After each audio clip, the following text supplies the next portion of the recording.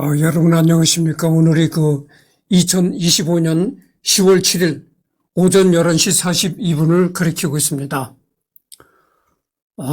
요즘에 시간이 내가 많거든요. 시간이 많은데도 어떻게 녹화를 안 하게 됩니다.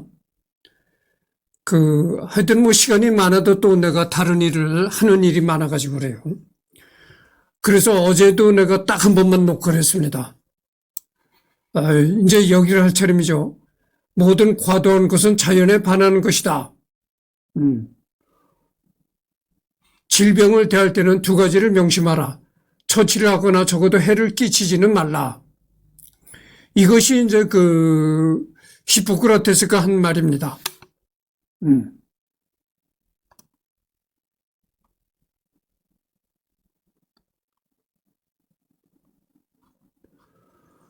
그래서 일명 해로움이 없게 하라는 격언의 유래로 이 말이 유명하여 히포크라테스의 선서의 일부인 것으로 알고 있는 사람도 있으나 그보다 오브 더 에피덴믹스 전염병에 관하여의 먼저 쓰는 등장은 구문이다.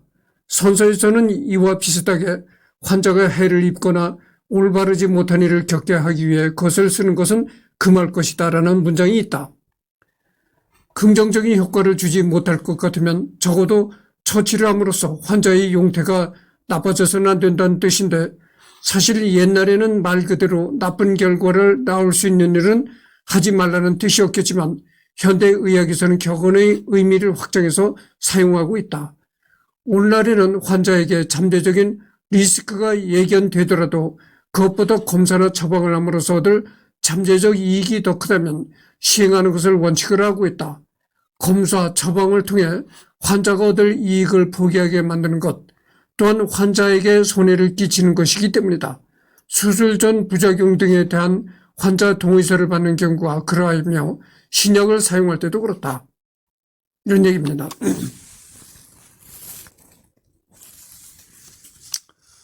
수면과 각성은 모두 적절하게 이루어지지 않을 때 질병을 일으킨다. 때로는 아무 처치도 하지 않는 것이 최상의 처치이다. 히포크라테스 선서. 자세한 내용은 히포크라테스 선서 문서를 참고하십시오. 12세기 동로마 제국의 히포크라테스 선서 사본이다. 이거죠.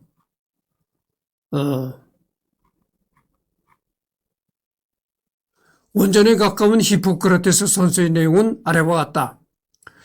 원래 이게 지금서부터 지금 나오는 이 내용이 히포크라테스 원전과 아주 가까운 원전과 아주 유사한 내용을 가진 선서라는 거죠. 그러니까 참 이 원전에 가장 충실한 번역이라 할 수 있는 것을 한번 읽어보도록 하겠습니다. 나는 의술의 신 아폴론과 아스클레피오스와 휘기에이아와 파나케이아를 비롯한 모든 남신들과 여신들을 증언자로 삼으며 이 신들께 맹세권하는 나의 능력과 판단에 따라 다음 선서와 서약을 이행할 것이다. 내게 이 기술을 가르쳐준 스승을 내 부모와 똑같다고 여기고 삶을 함께하며 그가 궁핍할 때 나의 것을 그와 나누고 그의 자손들을 내 형제와 같이 생각하고 그들이 이 기술을 배우고자 하면 보수와 서약 없이 가르쳐 줄 것이다. 의료 지침과 강의 및 그 밖의 모든 가르침은 나의 아들과 나를 가르친 스승의 아들 및 의료 관습에 따라 서약하고 선서한 학생들 말고는 어느 누구에도 전해주지 않을 것이다. 나는 나의 능력과 판단에 따라 환자를 이롭게 하기 위해 섭생법을 쓰는 반면 환자가 해를 입거나 올바르지 못한 일을 겪게 하기 위해 그것을 쓰는 것을 금할 것이다. 나는 그 누가 요구해도 치명적인 약을 주지 않을 것이며 그와 같은 조언을 해주지도 않을 것이다. 마찬가지로 나는 여성에게 임신 중절용 폐설이를 주지도 않을 것이다. 나는 나의 삶과 나의 의술을 순수하고 경건하게 유지할 것이다. 나는 절개를 하지 않을 것이고 결석 환자라도 그렇게 하지 않을 것이고 그러한 일에 종사하는 사람에게 맡길 것이다. 나는 어느 집을 방문하든 환자를 이롭게 하기 위해 방문할 것이지만 고의로 온갖 올바르지 못한 행위나 타락 행위를, 특히 자유인이든 노예이든 남자나 여자와의 성적 관계를 금할 것이다. 치료하는 중에는 물론이고 치료하지 않을 때조차도 사람들이 삶에 관해 내가 보거나 들은 것은 무엇이든 결코 발설해서는 안 된다는 것으로서 나는 그러한 것들을 성스러운 비밀이라고 여겨 누설하지 않을 것이다. 이 선서를 이행하고 어기지 않으면 내가 모든 사람에게서 좋은 평판을 받고 나의 삶과 기술을 향유할 수 있길 기원하고, 내가 선서를 어기고 거짓 맹세를 하는 것이라면 이와 반대되는 일이 있길 기원한다.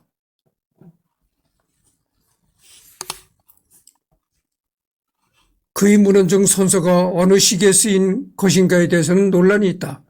기원전 6세기에서 기원 후 1세기까지 여러 주장이 나왔으나 대개 기원전 5세기나 4세기 것으로 추정하는 것이 일반적이다.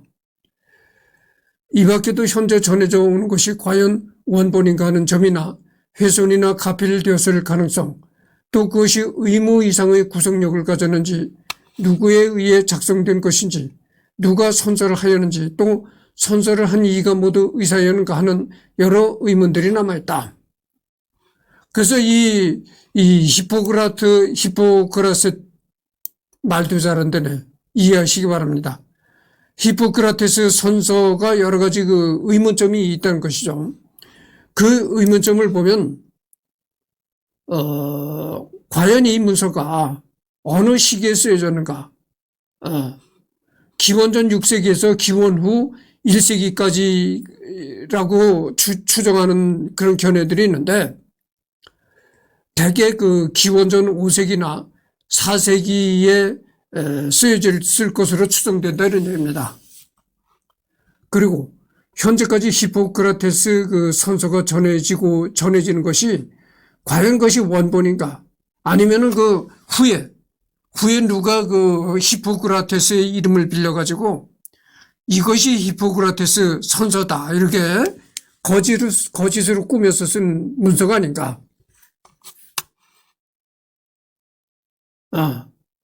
뭐 이런 그 의문점이 있다는 거죠. 그리고 또 이 히포크라테스 선서를 한 최초의 사람이 그냥 일반인이었는지 아니면 진짜 의사가 그 선서를 했는지 그것도 의문이다 그죠. 한편 외과 수술이나 낙태용 약을 금지하는 내용은 이해하기 어려운데, 이러한 내용은 히포크라테스의 코스 학파가 아닌 피타고라스 학파에서 만든 것이라고 가정하는 에델슈타인의 관점이 일반적으로 통용된다. 낙태하는 약을 쓰지 말라. 뭐 이런 문서가 있는 것은, 이것은 히포크라테스가 말했다고 보기는 어렵고, 일반적으로 피타고라스 있잖아요. 그리스의 그 삼각형 수학을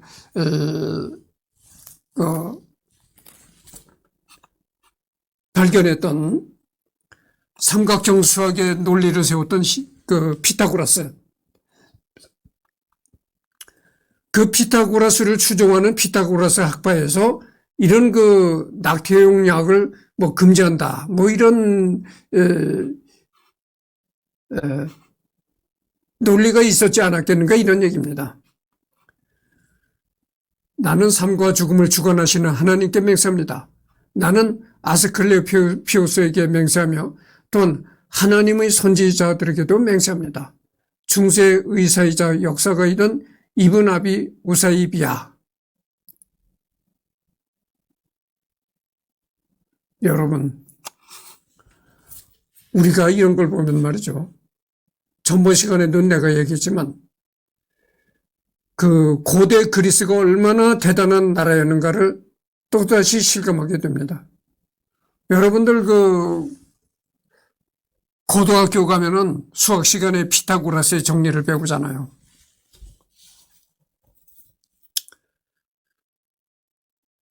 그 피타고라스 삼각형의 그 수학이 요즘에 그 발견된 수학이 아닙니다. 기원전 무려 기원전이라는 게 어떻게 됩니까? 예수가 태어나기도 전 시대다. 이걸 기원전이라고 하는 거예요. 정말 까마득한 옛날이죠. 까마득한 옛날. 우리 지금 사람이 상상하기도 어려운 그런 까마득한 옛날에 삼각형의 수학을 피타고라스가 생각해낸 거예요. 응? 그런 사람이 그리스에 줄줄이 많았다 이거죠. 뭐 아리스토텔레스, 피타고라스, 여기 나오는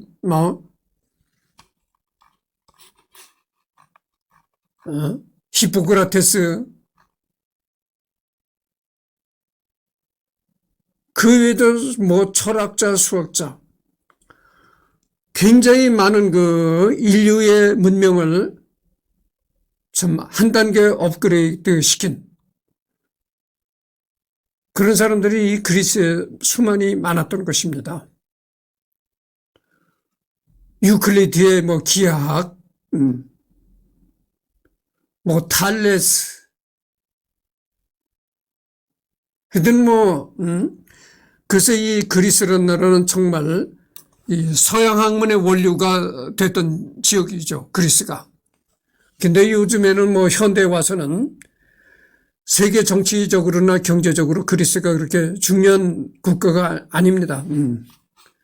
중세 이슬람 사회에서 수많은 그리스 문헌들이 번역되면서 히포크라테스 선서는 중세 아랍 사회에서도 알려져 있었다고 한다.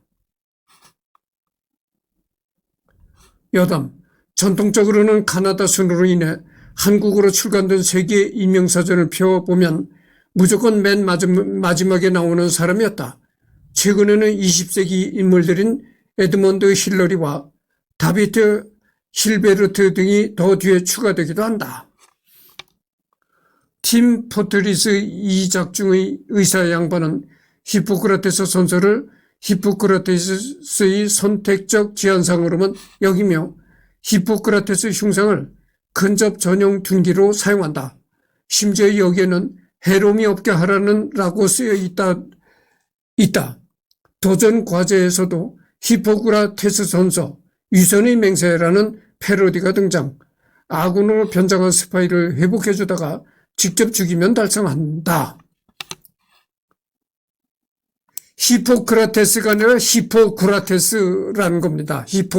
구라 잘 친다 이런 거 이제 거짓말하는 사람들 보고 이런 얘기를 하잖아요. 구라 치지 마라. 구라 잘 친다 이런 얘기를 하잖아요. 그때 구라를 여기다 붙여가지고 히포크라테스 선서라고 한다는 얘기죠. 웃기는 얘기죠. 음식 중에서 히포크라테스가 환자들에게 건강식으로 만들어서 먹였다고 알려진 히포크라테스 수프라는 음식이 있는데 1928년 독일의 막스 거슨 박사가 식이요법, 해독요법으로 재발견해서 널리 퍼뜨렸다고 알려졌다. 샐러리, 감자, 토마토, 양파, 파의 밑부분 등이 재료를 사용한다. 이 음식이죠. 이 음식이 이제 그 감자, 토마토, 양파, 파의 밑부분 등의 재료를 만들어서 만드는 수프라는 것입니다.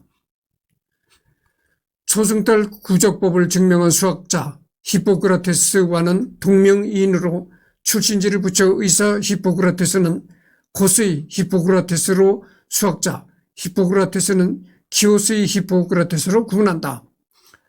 아스클레피오스가 18대 조상이라는 야사도 있다. 그 또한 고대 그리스의 의술의 상징과도 같은 존재이자 의술의 신이었기 때문에 이러한 야사가 퍼진 듯한데 동시기 사람이었던 플라톤도 그런 언급을 했다. 의학은 학문이고 기술이다. 그래서 의학은 학문임과 동시에 기술이기도 하다 그런 얘기죠. 그래서 여러분들 그 의술이라는 말을 흔히 하잖아요. 그러니까 여기 보면 medicine is a science and art 이렇게 나오죠. 히포크라테스 문헌은 히포크라테스를 비롯한 여러 사람들에 의해 쓰여진 저작들이 집성되어 후대 히포크라테스가 쓰여진 것으로 널리 알려진 고문서들을 이룬다.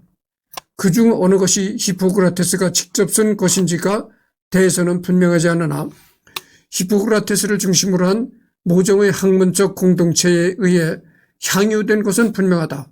히포크라테스의 문헌의 여러 저작은 여러 공통적인 특징을 공유하고 있는데 바로 의학을 학문의 영역으로서 연구하였다는 점이다. 히포크라테스 문헌에는 의학은 과학이다라는 일관된 사고방식이 드러나 있다. 각 문헌에는 질병의 본성과 원인에 대해 인체와 우주에 관해 나아가 처방과 치료의 원리에 관하여 나름의 관점, 즉 어떤 자연 철학을 가지고 있었다. 저자들이 질병에 관한 사색가였던 사상가나 철학자였던 아니면 당시에 환자들을 치료했던 내과 의사였던 이들은 모두 자연 철학과 치료 기술의 교차점에 서 있던 것이다.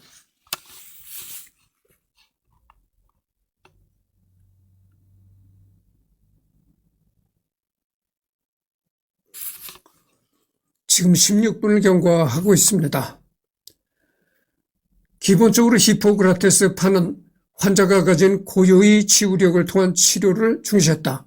그리고 악령이 들어 병이 드는 것이란 사고에서 벗어나 환경과 병의 연관성에 대한 관심으로 옮겨져 환자에 대한 임상관찰을 중요시했다는 점에서 큰 발전을 가져왔다. 그러나 당시 서양의 의술은 전반적으로 매우 미성숙한 것으로 인체의 4가지 체액의 밸런스가 무너져 병이 발생한다는 체액론을 중심으로 환자를 치료하였고 히포크라테스도 예외는 아니었다. 그리고 피를 뽑아내 치료한다는 병렬 개념을 의술에 도입한 것이 히포크라테스였다. 열이 높은 환자에게 이뇨제와 하제를 투입하여 불순물을 제거한 후에도 차도가 없으면 피를 뽑았다. 히포크라테스는 방열에 크게 의존하진 않았으나 후대에 가면서 이에 대한 믿음이 너무 확고해졌고 1000년이 넘는 세월 동안 방열은 중요한 치료법이 되어 남용되었다. 물론 이건 모두 미신에 불과했으며 병에 걸린 사람에게 이뇨제와 하제를 투입해 탈진하게 한 뒤 대량으로 방열하게 만든 것은 치료는커녕 죽음으로 끌고 가는 행위였다. 여러분, 히포크라테스라는 인물은 서양의학의 아버지다, 그죠? 서양의학의 아버지다. 그럼 좀 얘기가 좀 약간 좀 빗나가겠지만은 우리 한의학의 아버지는 누굽니까? 허준이잖아요. 허준이가 그 동의보감을 집필한 사람인데, 근데 히포크라테스가 서양의학의 그 아버지라고는 하지만 과연 히포크라테스가 기원전 그렇게 까마득한 옛날에는 오늘날과 같이 의학이 과학이다. 의학은 의학 니꼴 과학이다. 이런 명제가 성립했을까? 이런 내가 말을 하고 싶은 거예요. 지금은 현대의학은 곧 과학이다. 그 니꼴이 성립하는 겁니다. 의학 니꼴 과학. 이게 이제 이런 등식이 성립하는데, 이런 명제가 성립할 수 있는데, 히포크라테스가 살았던 시대는 그런 명제가 성립이 안 됐을 것이라고는 생각합니다. 왜냐하면은 히포크라테스 시대는 서양이든 동양이든 막론하고 사람들이 그 미개할 때잖아요. 그러니까 어떻게 되겠어요? 병이 생기면 모든 걸 과학적으로 이렇게 따지고 이렇게 분석하고 이러는 것이 아니고, 왜 병이 생겼느냐?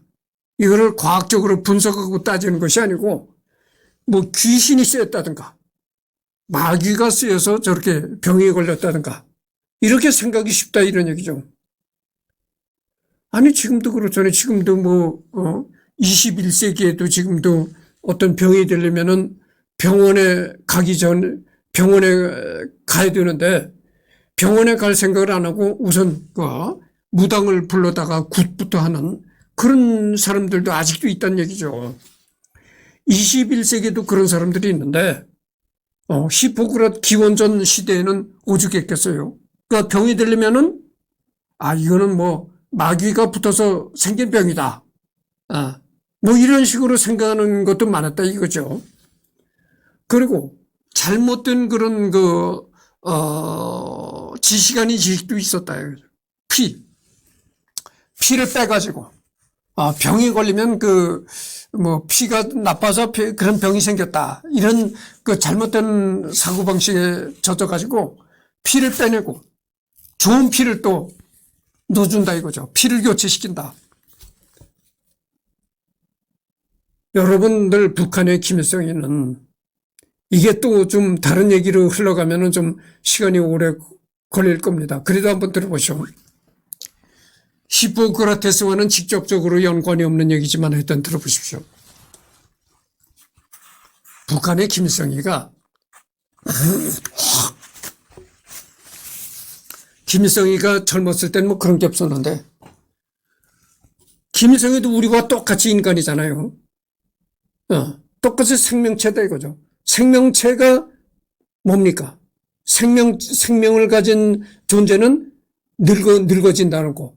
이것이 뭐 부인할 수 없는 사실이거든요. 그러니까 김일성이도 생명체니까 늙을 수밖에 없다. 김일성이도 우리와 똑같은 인간이잖아요. 뭐 신일 수가 없는 겁니다. 뭐 북한 사람들은 뭐 위대한 어버이 장군님 어쩌고 하면서 신처럼 김일성이를 떠받들지만 어쨌든 김일성이도 똑같은 사람이다. 그러니까 김일성이도 나이를 먹으면 늙어지고 더 늙어지면 죽을 수밖에 없다.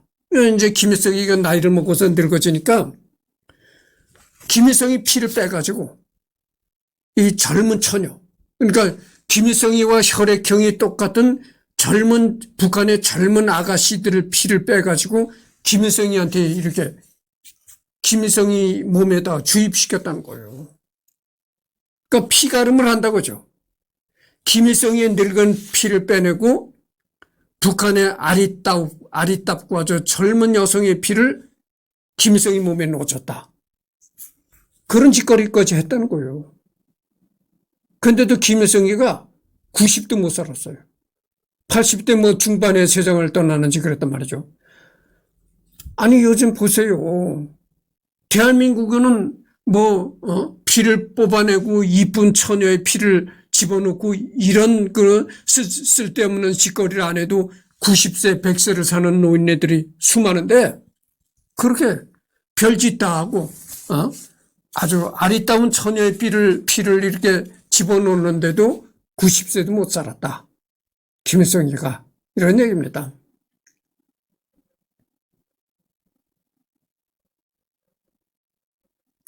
김일성이가 뭘 주장을 했냐? 연방제 통일을 주장했잖아요. 그러면 어떤 생각하면 그게 참 좋은 얘기일 것 같아요. 싸우지 말고 전쟁을 벌여서 남과 북이 전쟁을 벌여서 막 사람을 죽이고 이렇게 싸우지 말고 연방제 통일을 하자. 얼마나 좋습니까? 어떻게 들으면 참 좋은 얘기예요. 싸우지 말고 평화 통일을 하자는데 그게 얼마나 좋은 얘기입니까? 근데 그러면 연방제가 될까요? 절대 안 됩니다. 왜 연방제가 될 수 없는가? 그게 가장 중요한 얘기를 해야 되겠어요. 남과 북은 왜 연방제를 할 수가 없는가? 제일 중요한 걸 내가 얘기를 하겠습니다. 왜 연방제를 할 수가 없냐면은 이 대한민국을 누가 개인적인 소유로 삼은 사람이 없어요. 그렇잖아요. 아니 대통령도 딱 임기가 끝나면 다른 사람으로 교체가 되는데 대한민국을 개인이 소유한 사람이 있습니까? 없는 거예요. 대한민국이라는 국가를 개인이 소유한 사람이 없다 이거죠. 개인 소유물로 삼은 사람이 없다. 그런데 북한은 김씨 일가가 북한을 개인 소유물로 삼고 있는 거예요. 북한을 개인 소유물로 김씨 일가가 점유하고 있다 이런 얘기예요. 그래서 연방제를 할 수가 없는 거예요. 연방제를 하려면은 북한이 개인 소유화를 되지 말아야 돼요. 북한도 정기적으로 이 북한 주민에 의해서 지도자를 정기적으로 교체하는 그런 국가가 되고 이러면은 연방제를 한번 생각해 볼 수 있다 이런 얘기예요. 그렇잖아요. 그런데 아니 북한이라는 그 나라 자체를 개인이 소유하고 있는데 자기 소유물로 붙잡고 있는데 그런 곳하고 어떻게 연방이 되겠습니까? 알박기로. 요즘에 그 알박기라는 말이 유행하잖아요. 김씨 일가가 딱 북한 땅을 알박기로 소유물로 쥐고 있는데 그게 어떻게 연방제가 되겠어요? 연방제가 되려면 첫째 조건이 개인이 국가를 소유하지 말아야 된다 이런 얘기예요. 응? 그런 조건 하에서라면 연방제가 어떻게 되든 말든 얘기라도 꺼내볼 수가 있는데 아니 개인이 내 소유물로 국가를 가지고 있는데 그걸 어떻게 연방제가 됩니까? 연방제가 되려면 거듭 내가 얘기하지만 연방제가 되려면 개인이 국가를 소유해서는 안 된다는 얘기죠. 국가라는 것은 전 국민이 공유하는 전 국민의 공유물이지 어느 한 개인이 소유하는 그런 존재, 그런 것이 아니라고 말이에요. 대한민국을 누가 개인이 소유한 사람이 있습니까? 없잖아요. 아니, 대통령이 대한민국을 소유합니까? 아니잖아요. 그래서 연방제가를 할 수가 없다는 겁니다. 응? 내가 분명히 하셨죠. 연방제를 할 수 없는 게 왜 연방제를 할 수가 없느냐? 북한은 개인이 소유하고 개인 김씨 일가들이 북한을 자기 소유물로 이렇게 알박기를 하고 있는 거예요. 그래서 연방제를 할 수가 없는 거예요. 그게 제일 연방제를 할 수 없는 첫째 조건이 그겁니다. 그래서 히포크라테스에 이제 얘기를 하다가 또 엉뚱한 얘기를 빗나갔습니다. 그래서 본론으로 되돌아보면은 감정이 뇌에 기반한다는 생각을 처음 한 사람이기도 하다. 당시 그리스인들은 감정이나 생각이 심장에서 생겨났다고 믿었는데 머리를 다친 환자를 많이 봐왔던 히포크라테스는 감정, 생각, 기쁨, 고통이 전부 뇌에서 생겨난다고 주장했다. 산호랑나비 아종 중에 히포크라테스 이름이 붙여진 종이 있다. 대한민국과 일본에 서식한다. 이런 얘기입니다.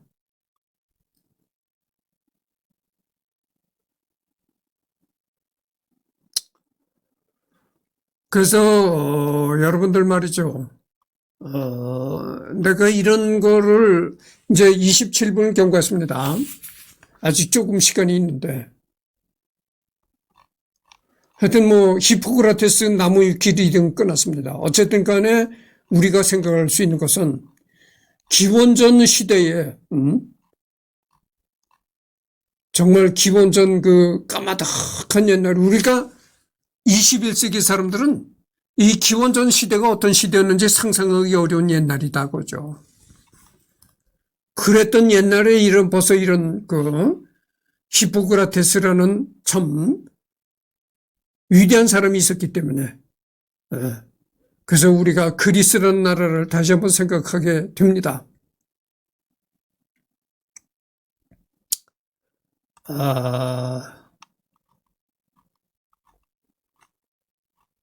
그래서 두 번째로서 히포크라테스는 완전히 끝났습니다. 그래서 이제 오후에 또 녹화를 하려는지 하여튼 요즘에 시간은 많은데 여러 가지 일로다가 내가 게을러져요. 그래가지고 어제도 딱 한 번만 녹화를 했는데 내일은 또 내가 요 가까운 경기도 지역으로 여행을 갑니다. 근데 내가 추석 연휴가 돼서 이렇게 시간이 많은데 먼 경상도나 전라도 이쪽 먼 지역을 가지 않고 꼭 요 수도권에서만 노느냐 이렇게 이제 생각하실 분들이 있을 거예요. 근데 추석 연휴 때는 오히려 다니기가 불편합니다. 왜냐면 나만 노는 게 아니거든. 이 세상 사람들이 전부 놀기 때문에 전부 다 왁 하고 쏟아져 나와가지고 그렇게 교통이 혼잡합니다. 그래서 이 KTX 같은 그 고속전철도요. 고속철도도 표를 예매할 수가 없어요. 이미 다 매진돼 있고 없어요. 모두 다 돌아다닌다. 이게 모두 다. 나만 노는 게 아니잖아요. 나만 노는 것 같으면 돌아다니는데 모두 다 노르니까 모두 다 왁 하고 쏟아져 나와가지고 인산인해를 이뤄서 다닐 수가 없다니까. 그래서 내가 요 가까운 경기도에서만 왔다 갔다 하는 거예요. 못 돌아다녀요. 표가 없어요, 표가. 표들 어디서 구하나요? 응? 한 열흘 전에 표를 예매하려도 표가 없다니까. 예매를 못해, 표를. 그래서 하여튼 먼데 지방을 가려면 이 명절이 지나야 돼요. 그래서 원래는 내가 추석 연휴 때 10월 달에 원래 내가 저 완도에 장보고 기념관을 촬영을 가려고 했었거든요. 근데 장보고 기념관은 11월 달에 가기로 연장을 했다니까. 못 가요. 못 다녀요. 없어요. 표를 구하지 못해요. 그러니까 너도 나도 추석 때가 되니까 왁 하고 밖으로 쏟아져 나와가지고 다니질 못한다니까. 네, 그래요. 그래서 하여튼 히포크라테스는 끝났고 다른 사람을 또 선정해서 하도록 하겠습니다.